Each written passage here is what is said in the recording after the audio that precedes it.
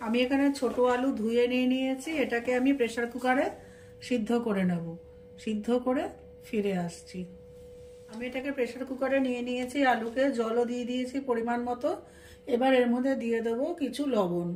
লবণ দিয়ে আমি আলুটাকে সিদ্ধ করে নিয়ে চলে আসছি। এটা আজকে একটু আলাদা রকমভাবে রান্না করব, আপনারা স্টেপ বাই স্টেপ দেখতে থাকুন, আশা করি আপনাদের ভালো লাগবে।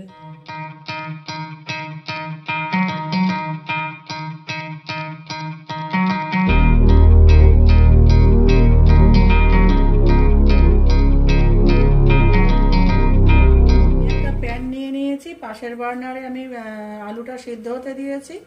এবার প্যানটা গরম করে নিয়ে দিয়ে দিচ্ছি 2 চামচ আস্ত জিরে,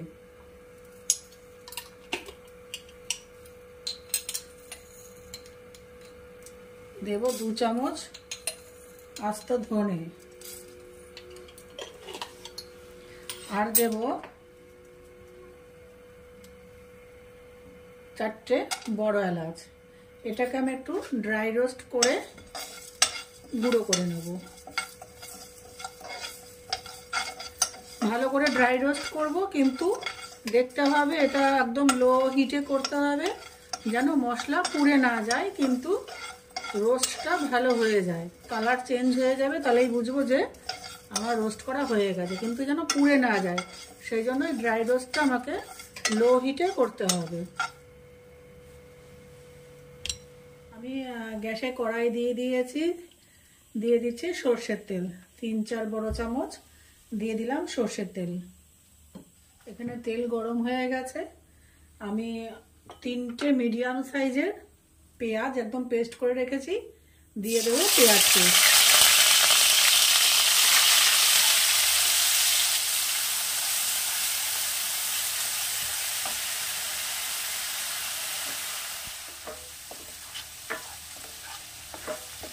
পেঁয়াজটা একটু নাড়াচাড়া করে নেব।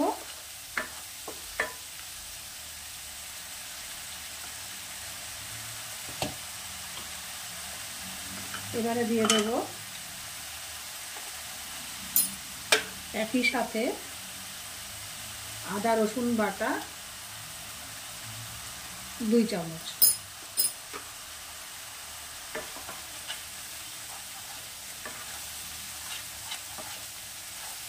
আমার রেসিপিগুলো যদি আপনাদের ভালো লেগে থাকে তাহলে আমার চ্যানেলটিকে অবশ্যই সাবস্ক্রাইব, লাইক, শেয়ার ও কমেন্ট করবেন। আপনারা কীভাবে আলুর দম রান্না করেন সেটাও আমার সাথে শেয়ার করতে পারেন, তাহলে আমিও নতুন কিছু জানতে পারবো। শেখার তো শেষ নেই, হয়তো আমি জানি না এমন কোনো রেসিপি আছে আপনাদের কাছে।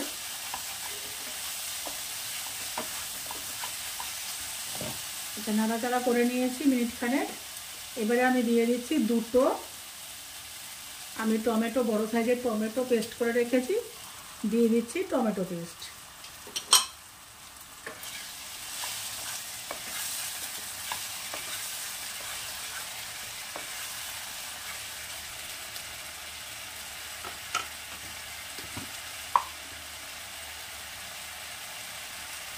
দিয়ে দেবো 1/2 চামচ লবণ। লবণ আবার লাগলে আমি পরে দেব, এখনই দেব না। দিয়েছি 1/2 চামচ হলুদ গুঁড়ো, একটু নাড়াচাড়া করে নেব।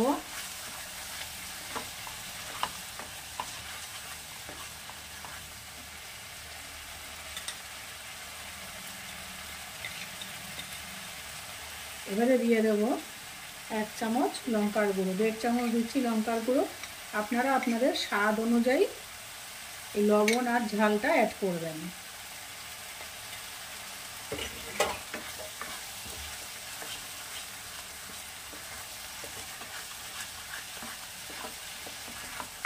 এটা একটু কষে আসুক, তারপর আমি চলে যাচ্ছি পরের স্টেপে। মশলা কষানো হয়ে গেছে, এবারে আমি দিয়ে দেব এর মধ্যে টক দই।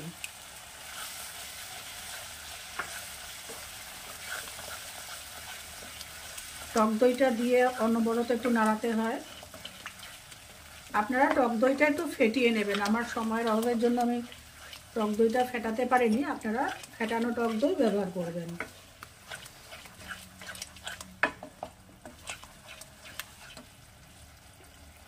এবারে দিয়ে দেবো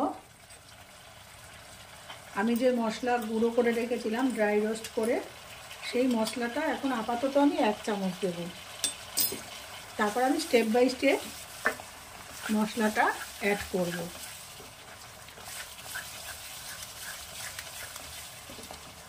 এইভাবে আমি পুরো মশলাটা কষিয়ে নেব। আমি মশলাটা কষিয়ে আবার ফিরে আসছি আপনাদের কাছে।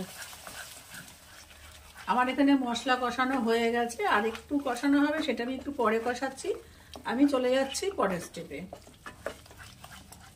আলুগুলো সিদ্ধ করে আমি খোসা ছাড়িয়ে নিয়ে এসেছি। এবারে যে আমি কাজটা করব, আলুগুলোকে এরকম টুথপিক দিয়ে আমি ছিদ্র ছিদ্র করে দেব।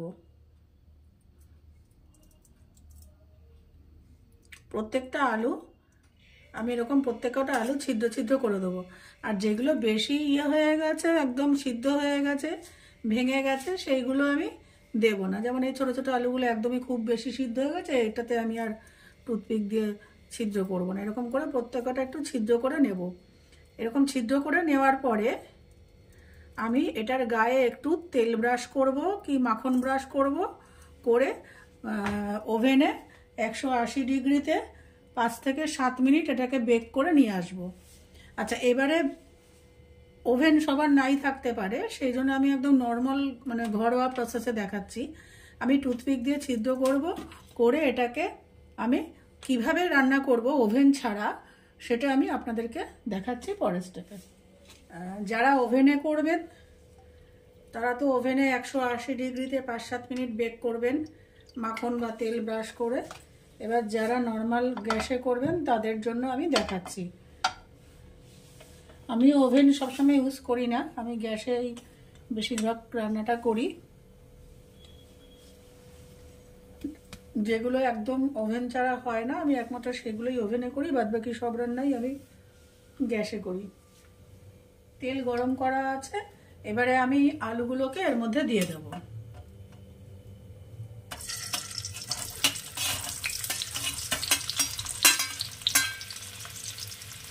এইবারে আমার কাজ হচ্ছে হাই হিটে এই আলুটাকে ভেজে নেওয়া, যেন আলুর উপরের স্কিনটা, এই যে উপরের অংশটা লাল লাল করে ভাজা হয়। বেক করলে যেমন একটুখানি পুড়ে পুড়ে যায় উপরটা, এটা ঠিক আমি সেভাবে আলুটাকে আগের থেকে ভেজে রাখবো। একটা পিঠ একটু হোক, তারপরে আমি দেখাচ্ছি পরের স্টেপটা কীভাবে আমি করব। এবারে আমি দেখাচ্ছি আমি কি করতে চাইছি। এই যে একটা আলু তুলে দেখাই, এই যে স্কিনটা আমি এরকম পোড়া পোড়া করবো। প্রত্যেকটা মানে এপিঠ ওপিঠ প্রত্যেকটা আলুর স্কিন এরকম পোড়া পোড়া করে আমি ভেজে নেব। একটু হাই হিটে ভাজলে পরেই এই কালারটা চলে আসবে। আর যারা বেক করবে তাদের তো নর্মালি চলে আসবে, কোনো অসুবিধা নেই। আমি আলুটাকে রেডি করে ফিরে আসছি আবার আপনাদের কাছে। এখানে আলুগুলো আমি এপিঠ ওপিঠ ভালো করে লাল করে ভেজে নিয়েছি। এবার আমি চলে যাচ্ছি পরের পর্যায়ে। আপনারাও এইভাবে আলুগুলোকে ভেজে নেবেন, 2 পিঠ খুব ভালো করে লাল করে ভেজে নেবেন। এখানে মশলা কষানো হয়ে গেছে।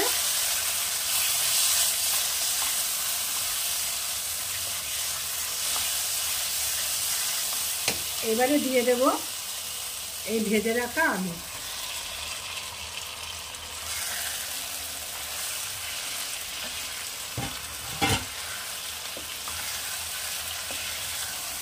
একটু জল লাগবে, আমি সেটা পরে দিচ্ছি, অ্যাড করছি।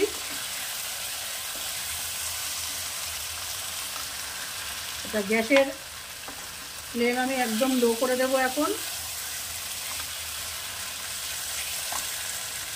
এইবারে দিয়ে দেব আমি কয়েকটা কাজু বাদাম, পাকা কাঁচা লঙ্কা যে পাওয়া যায় না, লাল কাঁচা লঙ্কা, সেই কাঁচা লঙ্কা দিয়ে বেটে রেখেছিলাম, দিয়ে দেব এই কাজু বাদাম পেস্টটা।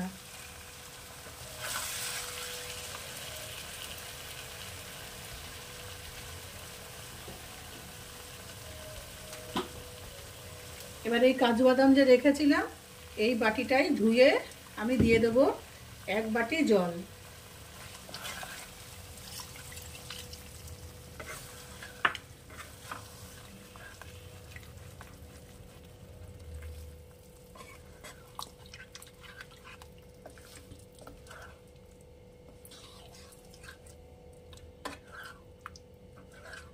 আপনারা এখানে গোলমরিচ গুঁড়ো ব্যবহার করতে পারেন। শুকনো লঙ্কা বা কাঁচা লঙ্কা যদি কেউ না খান, কেউ যদি গোলমরিচ খাওয়ার অভ্যাস থাকে, গোলমরিচ গুঁড়ো এখানে অনায়াসে আপনারা ব্যবহার করতে পারেন। আর যেখানে মনে হচ্ছে আর একটু জল লাগবে, এটা মাখা মাখাই খায়, এটা পোলাও, লুচি, পরোটা, রুটির সঙ্গেও খাওয়া যায়, এটা ভাতের সঙ্গে চলে না, এটা একটুখানি মাখা মাখাই হবে। যদি প্রয়োজন হয় আমি পরে জল মেশাবো, এখনই এই মুহূর্তেই মেশাচ্ছি না। আচ্ছা, এবারে আবার আমার ওই যে ভেজে রেখেছিলাম রোস্টেড পাউডার, সেই পাউডার একটু দিয়ে দেবো। গ্যাসের হিট এখন আমি একদম কমিয়ে দেবো।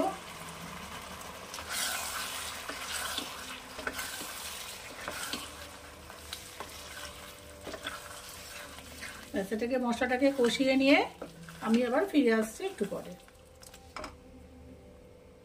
এখানে এই পর্যায়ে এখানে আমার একটু লবণ লাগবে, দিয়ে দিচ্ছি আমি আরও 1/2 চামচ লবণ, আর সাথে দেব সামান্য চিনি। আপনারা চিনি যে যেমন খান, কেউ যদি একটু মিষ্টি রান্নায় বেশি খান অবশ্যই একটু মিষ্টি বেশি দেবেন, কেউ যদি কম খান একটু কম দেবেন, কিন্তু একটু মিষ্টি দেওয়া লাগবেই।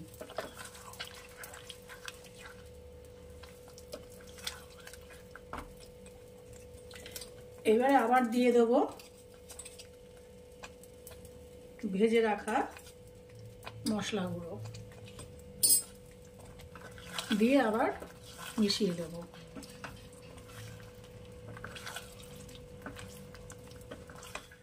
আমার রান্না প্রায় শেষ। এখানে যারা ধনেপাতা, শুধু ধনেপাতা কুচি দিয়ে খাবেন, তারা শুধু ধনেপাতা, কাঁচা লঙ্কা কুচি মিশিয়ে এটাকে নামাবেন। আজকে আমি এটাকে ধনেপাতা ছাড়া করছি, সেই জন্য আমি এর মধ্যে দিয়ে দেব একটু গরম মশলা। একটু গরম মশলা দিয়ে দেব, আর দিয়ে দেব 1 চামচ ঘি।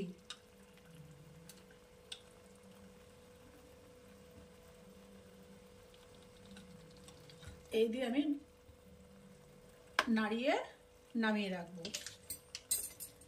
ফিরে আসছি প্লেটিং করে আপনাদের সাথে। তৈরি আমার আলুর দম। আপনারা এখানে নামানোর আগে ফ্রেশ ক্রিম দিয়ে নাড়িয়েও নামাতে পারেন।